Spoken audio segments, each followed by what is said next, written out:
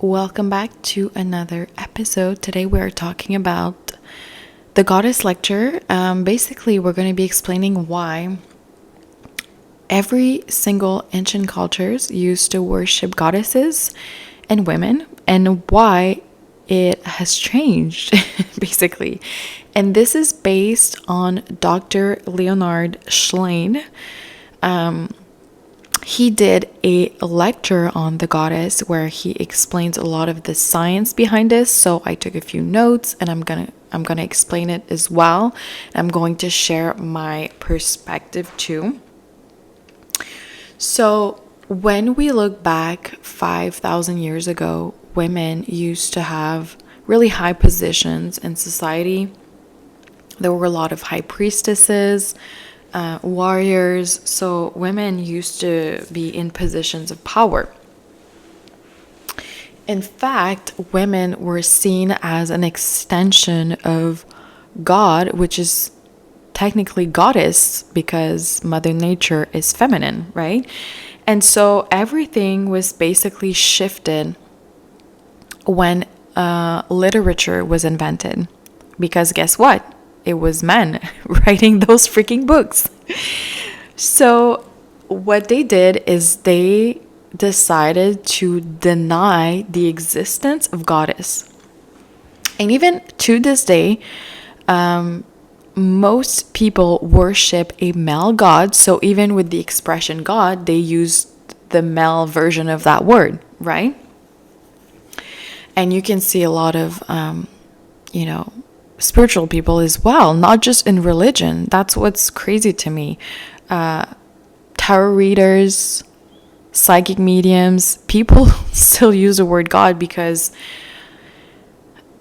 the witch hunt basically was an event that unalived millions of women.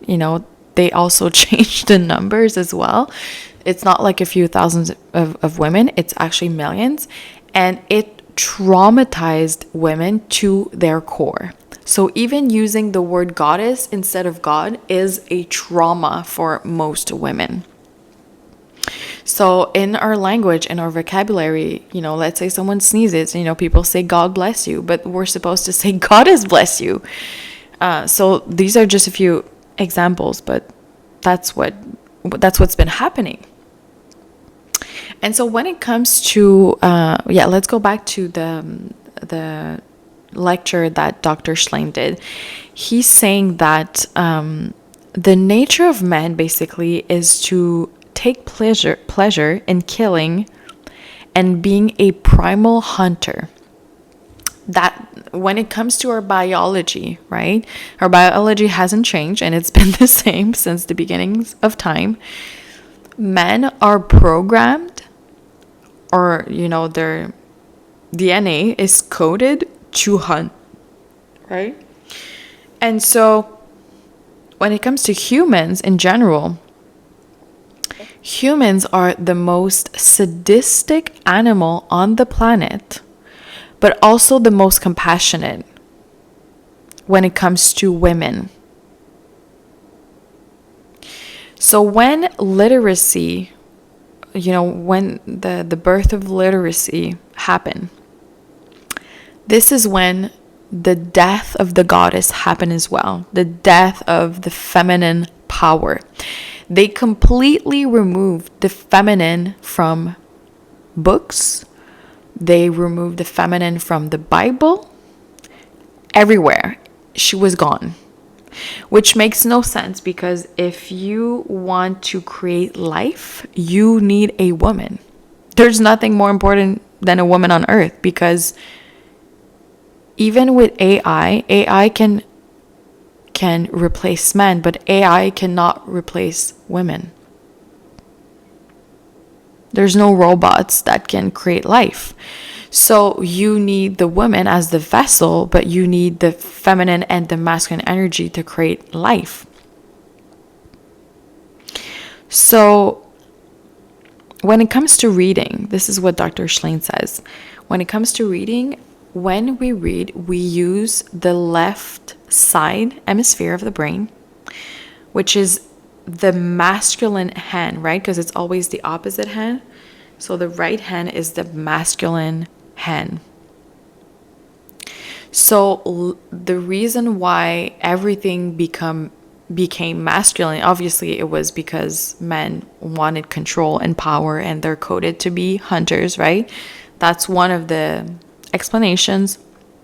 But the other one is that when we write and when we read, we use the masculine side of the brain. So automatically things are just masculine in general. So this also coincided with, taking away women's rights, the rights of the goddess. And because a lot of women did not, still doesn't, the majority, I'm saying, because women were denied education for so long, a lot of women had no idea about who they are and their power. A lot of women don't realize that they can birth men and take them out of this plane, of this realm, and they don't even know it. So obviously, if you have a woman that doesn't know who she is and she's afraid, or she thinks someone has power over her, that's going to be the reality, because that's how powerful she is. She's the creator. So if the creator thinks she's not powerful, then she's not going to be powerful. That's how the mind works.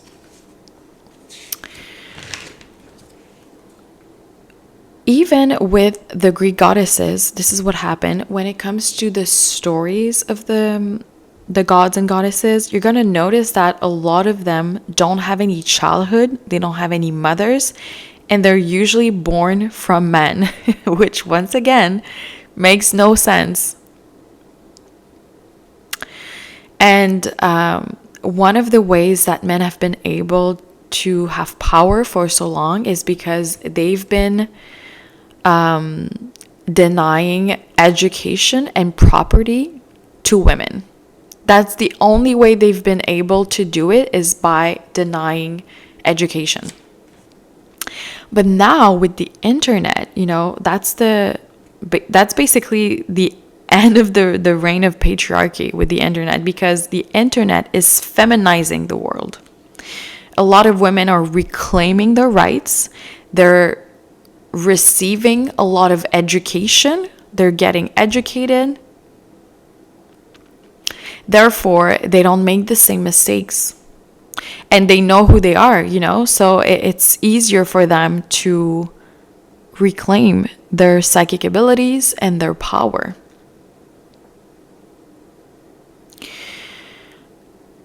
So actually, one of the worst thing that a man can do right now, if he wants to, be part of to align himself with nature, is to obviously go against women, because he's going to curse himself financially, but also to spend so much time on the internet. And that's why my content is mostly focused on women, because the worst thing a man can do right now is to be unemployed and scrolling on the internet. And when you look at the comments on social media, the mean ones, like the men that are like trolling or just being mean to under like social media posts, where you can see like a beautiful woman that knows her standards, boundaries, whatever, or she just shares like her luxury life or her soft life. Oh my God. The men that are in the comments, that's why we should never argue with them. First of all, they're in survival mode. Second of all, most of them are mentally gay. So they just take pleasure in devaluing women because they're actually angry at themselves. And if they want to create change in their life, that's the last thing they should do. To spend time on social media? No. They should spend time in real life. Getting that bag, that's how a man becomes a man. That's how a man becomes a masculine man. That's a provider and a protector. So, of course, there's a huge history with the oppression of women. But the way I'm going to end this is, on a more positive note. Obviously with social media and the internet, women are getting educated for free. They're remembering who they are. And also, women have a lot of powers now because they have the right to have, bank accounts. They have the right to start a business. They don't need their father or their husband to sign for them. Like, I don't think women understand the power that they have right now. A woman can wake up tomorrow and literally do whatever the F she wants. And she can create a feminine business, which is optimal because now her feminine business actually serves her and not the opposite. And if she wants to, she doesn't even have to deal with men anymore if she uses AI. Like, that's why, like, you see a lot of propaganda with AI and everyone is like, it's dangerous. Yeah, it's dangerous for men because it's replacing men, not women. Because like once we're gonna have robots who take our trash out, who can work for us, who can clean our car and whatever, like all the things that men do, like that's it. You guys are done. You guys are really done. So yeah, we're going back slowly to matriarchy. We're going back to the ancient culture, which is also the ancient balance, which is also the alignment with nature.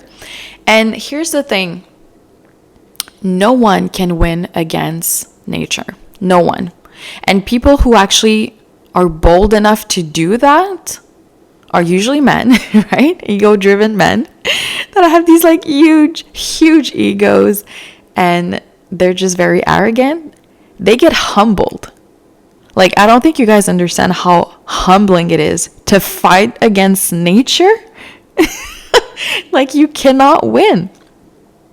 So, yeah, I'm going to end with that because that's just, that's the conclusion of all of this. And you're going to notice more and more, women getting back into these positions of high priestesses, positions of power, where they're not going to be abusing of that power. That's the main issue here that we've been having, men abusing their power, celebrities abusing their power, rappers, all right? I'm not going to name them.